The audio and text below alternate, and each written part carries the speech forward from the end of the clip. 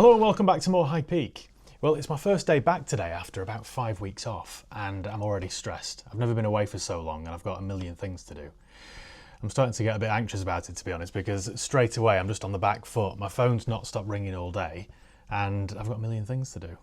It's been a while since we've done one of these week with High Peak videos. There's an awful lot to do. Firstly, I've got to go and take my car because it's booked in for a clean. I know that doesn't sound pressing, but it is. It's been parked up for months. Well, weeks.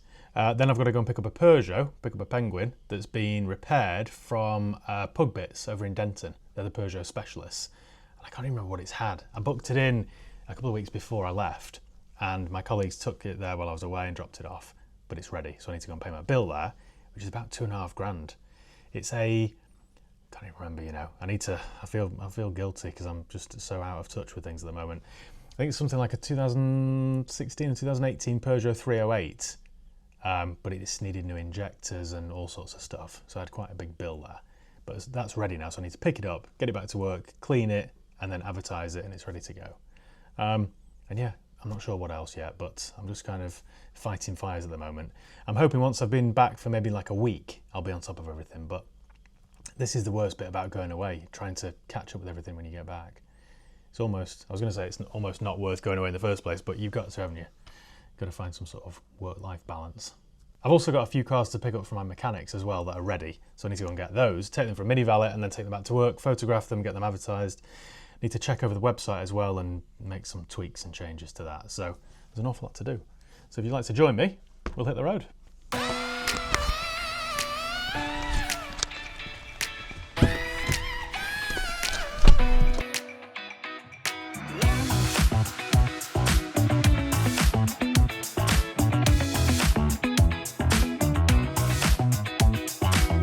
I haven't driven this car for about 5 weeks now and I didn't think I'd missed it, but driving it now today made me realise I actually had missed it. It's such a nice car, this.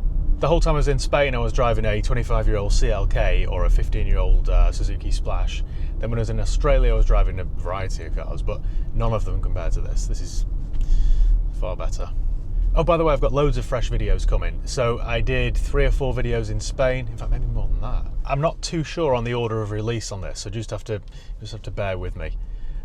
Everyone's been away, you see, so we're just trying to figure things out. I think it's done me good to get away because it's made me realise that my life's a little bit chaotic and I've got loads of, well, just to give you an example, I've got loads of loose ends that I need to tie up.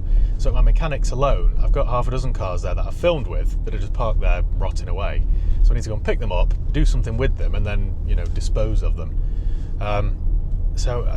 Yeah, everything's a little bit chaotic. I need a bit of order back in my life. So that's today's or this week's plan, just to try and organise things properly. My white Range Rover's gone, by the way. That sold while I was away, which I'm sad about, but I'm also quite happy about because it means that I've paid off my finance, so I'm far better off each month now. And I wasn't using it, so it was a waste. But I do miss it because it was the best car I've ever had. I prefer it even to this because that had that 5-litre V8, which was just a gem of an engine. Anyway, we're going to drop this one off at Tameside Detailing for a valet. And then we're going to head over to Denton to a place called Pug Bits and pick up this broken Peugeot. Well, it was broken. This fixed Peugeot. It'll be my credit card that's broken next, won't it? I've been meaning to have this car clean for weeks now, and I'm not really slagging anyone off. But when I took this to Land Rover for its service about a month ago, when I picked it up, it was full of dirty marks where the mechanic had been in there with dirty hands. So on the nice steering wheel, that's a nice like off-white colour, it was all grubby.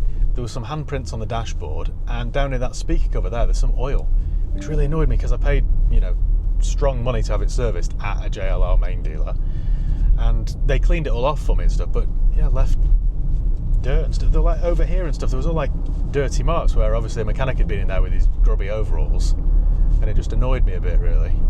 Anyway, it'll all be clean very soon.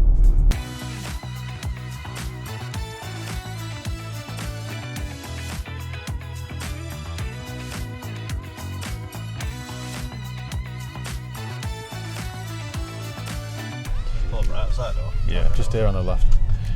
Right, we're here then. I haven't been here for ages. It is a white 308 and I can't see it. Anyway, let me go and pay my bill and I'll tell you exactly what it needed. Now's a good time to say thanks to today's video sponsor, Car Vertical. Before you hand over any cash for a used car or motorbike, it's really important that you do a thorough vehicle history check. And with Car Vertical, that couldn't be easier. I'll leave the link below in the video description, but all you need to do is go to carvertical.com and type in the reg or the VIN. It'll give you a thorough report which will tell you if the car's ever been stolen, written off, had a mileage rollback, or has outstanding finance on it. But it's even more thorough than that. In addition to that, it shows you the ownership changes, the reg plate changes, the MOT history, the average market value, the spec, and a whole lot more. This isn't just a UK thing either. It works in 35 different countries. So if it's had a prang in Poland or a bump in Belgium, this will tell us. Let me show you how it works. So we just type the reg number in, Papa 808, Whiskey Uniform Alpha, and then check vehicle. It doesn't take long this, and it's not expensive, and it's cheaper still if you use my promo code HIGHPEAK. That's HIGHPEAK, all one word, HIGHPEAK, and you'll save yourself 20% off each and every check that you do. Right, and the report's ready. So as we can see, there's an amber warning here for mileage. But on the other issues, it's all clear. So if we scroll down to mileage, what's the issue it's found? It seems this vehicle wasn't being used for a good while. That's true. This is good, it's alerted me to that fact, just in case the mileage has been tampered with, but this was off the road for a few years, so we know why. It's clear on all the other fronts. We've got the spec there, the ownership changes, the last owner's had it since 2012, and we've got the MOT history. So if we scroll down to the most recent MOT, you can see it is all clear with not a single advisory item. There we go. It was done in September this year with no advisories. Perfect. Like I said, there are so many dodgy cars out there, I'd hate for you to end up buying one. You don't want to buy one with a sketchy past. So that's why it's really important to do a Car Vertical check first. So yeah, cheers Car Vertical for sponsoring another video. Right, well there's the car in question. It's a 2014 Peugeot 308. It's a little bit older than I remembered actually. It has done 72,000 miles and it's had 4 new injectors and a high pressure fuel pump. Now my bill there was slightly less than I thought. The issue was there was a misfire before I went away and I was hoping it was just going to be spark plugs and coil pack. Usually that's often, the case, but not with a Peugeot.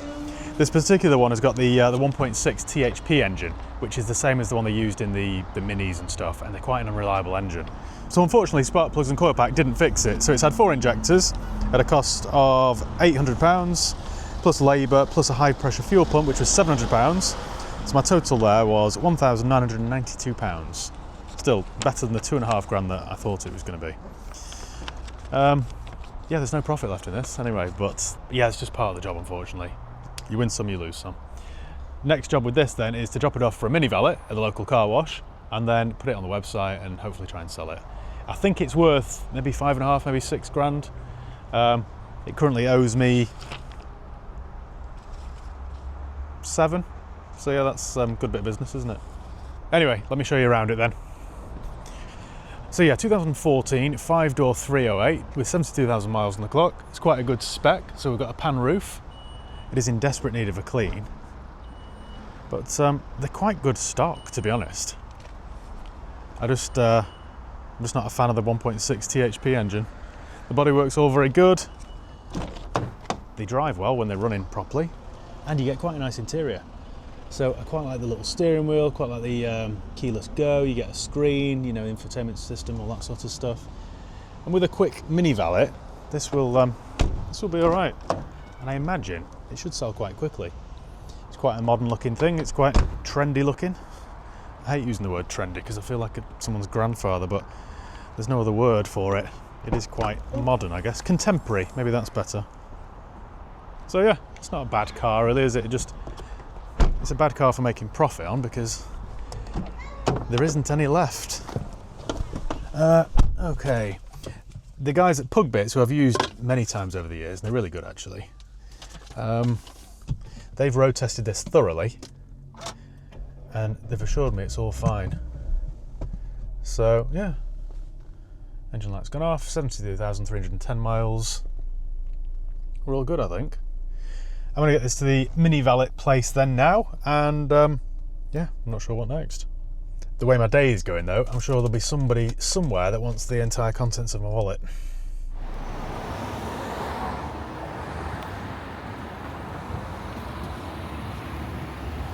Right, well, I don't want to speak too soon and jinx it, but it seems to be fixed. It's running perfectly actually. It's nice and quiet, nice and smooth, feels quite nippy. It's actually not a bad car. Got a nice light clutch, we've got a pan roof which lets in a load of light. So yeah, it's all right really. It's okay. Now, I was going to go down to my mechanics and pick up several cheap cars that I need to try and get rid of, but it turns out I owe my mechanic £7,000 and I don't have the money today, so we're going to avoid the place like the plague. I've got a couple of cars going out this afternoon which I'll get paid for, so I will call my mechanic and explain that I'll go down there tomorrow and pay. While I was away, I left my business debit card and business credit card with my colleague, so he's been paying the bill every week. But that £7,000 is just for like the last 5 days, so got a load of broken cars, unfortunately. So I'll have to go and face the music tomorrow. I'm trying not to get stressed about it today. Breathe. I'm never usually a late payer, by the way. I always try and pay things on time because I hate, taking the mick out of people waiting for money. But sometimes it's out of my control. Like I say, thankfully I've got a couple of cars being picked up this afternoon. So once they've done my bank transfer, it will free up everything. The trouble is with this job, because cars are quite an expensive thing, your cash flow is always an issue. I know it is with any business really, but when you're dealing with not expensive cars, but expensive items, it isn't a corner shop selling newspapers and chewing gum and stuff. It's thousands of pounds here or there, like my bill at Pug Bits, for example, it was £2,000. Just things like that. So I need to go to the garage at some point because I've got a pile of invoices and stuff that need paying on my desk. I've been trying to do it so my colleague would send me pictures of them and I would pay them while I was in Australia or Spain. But for the last few days that hasn't happened, so I need to go and deal with that as well. I'm going to be doing a garage tour, a garage update video very soon as well, because I'll show you exactly what's been going on. There's loads of fresh stock. Thankfully, we had quite a busy spell really, so loads of stuff sold in my absence. And some of those have attracted part exchanges. We've bought some fresh stock. I bought a few quite nice cars from you guys as well, who've got in touch with me either by Instagram or email and stuff, so that's all good. So there should be plenty to show you really. Yeah, that's about it for now. I'm just thinking it's quite nice to be back in the UK, isn't it? I've missed these grey skies and rain and cold weather.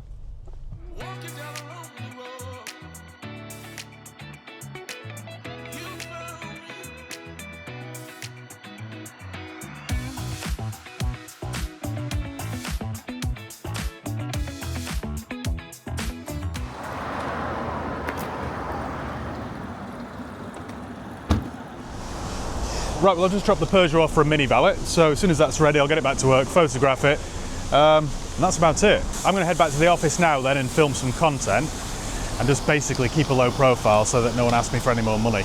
Yeah, that'll keep me occupied for today, and then tomorrow hit it hard again.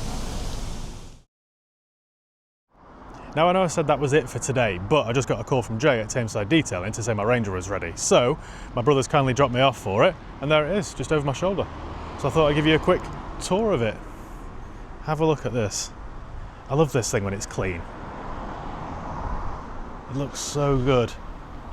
A little bit of tyre shine and a bucket of soapy water, and it's like I've got a brand new car again. It was in desperate need of it, to be honest. It'd been parked up for weeks and it just looked very grubby.